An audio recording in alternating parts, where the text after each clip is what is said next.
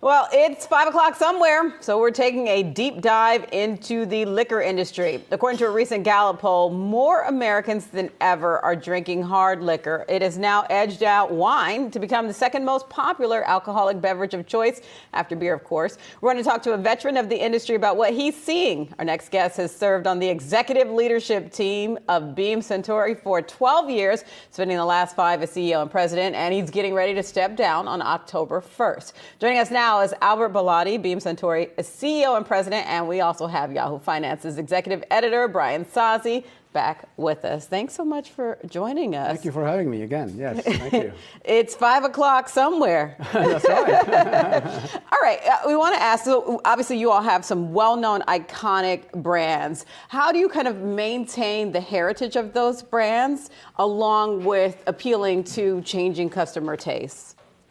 Well, look, it's about understanding what the brand comes from and being very clear to the heritage of the brand on the one hand, right? These brands are storied and they have founders that have started these, but at the same time using this history, using this DNA to kind of, springboard, connecting with the consumer, understanding where they want to go. And you talked about kind of the evolving taste in the US and the fact that the spirits industry has been gaining. As a matter of fact, spirits is now the number one if you look at value, number two in terms of volume. And this is all because I think consumers are gravitating more towards spirit. It offers a lot more choice than beer has, whether you want a craft cocktail or you want to have a more refreshing, lighter type of spirit. Great opportunity for consumers to kind of discover that. And we're fueling this with innovation and all the work that we're doing with our brand. So it's always about, a foot in the past and in the history and the legacy, but more importantly, a foot in the future and looking where the consumer is going. Do you view the Japanese whiskey part of your portfolio as an undervalued crown jewel inside of the company? When I go to the liquor store, it's still behind certain cases, the price points are higher. Are people gravitating to this, and are they missing the mark?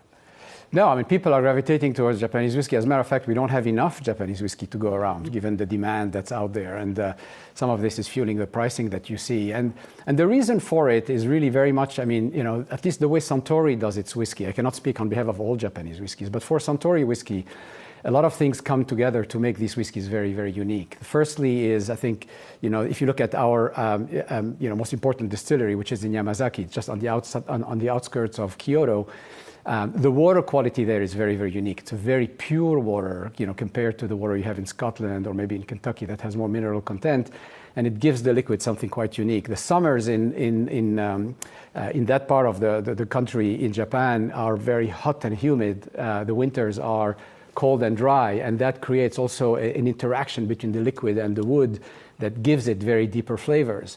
So you have the kind of the nature aspect of it. The other aspect is that Japanese distilleries, at least Suntory's distilleries, have a lot of variety within them to create different blend profiles. So there's like 8 different pairs of copper stills. Suntory uses different strands of grain. And then there's different casks. And this gives our master blenders a great opportunity to blend to perfect taste. And then finally, I would say it's the Japanese craft and eye for quality that you see in all Japanese products around the world, which come to play. All of these factors come together to make sure, in fact, that Japanese whiskeys are very highly awarded, particularly Suntory's whiskeys. The world has woken up to those probably 20 years ago when Suntory whiskey started accumulating all these awards. And there's not enough demand to go around. We're working hard on this. We're investing a lot in capital. Hopefully in a few years from now, there'll be a lot more. I think you mentioned something really critical there, too. And the world is also waking up to hotter temperatures. This is one of the hottest years on record for the planet Earth. So as we think about what you were mentioning in the distilling process even, how is climate change changing the distilling process and thus, for your company, the volumes that are able to be produced and thus the revenue profile of the business as well? Well, these are things that we take into consideration for sure. And, when we age our liquid, obviously we taste them and we make sure that they're ready to be released at the right times. Quality is always top of mind.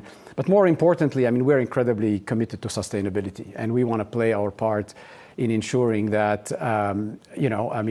we're careful with what we do with the carbon footprint, with everything we do around. From a sustainability and environmental sustainability standpoint, we're very vocal. This is a big priority for us.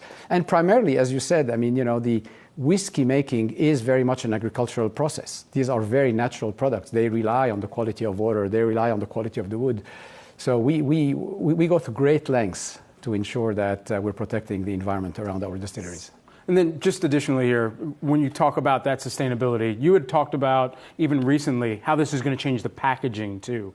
Laphroaig was one of those. How quickly do you see that cascading across the other brands? Should consumers expect a vastly different bottle than they've become accustomed to for all of these brands over the years? Look, we're always innovating and evolving our packaging and our look.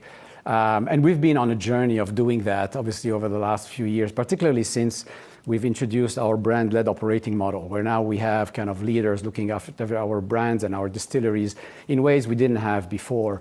I can call out, for instance, a brand like Basil Hayden, which has gone through a major packaging relaunch to great success. On the other hand, you've got a brand like Maker's Mark, which is really sticking very much to what it used to be when it was originated, and it's sticking very, very close to its DNA.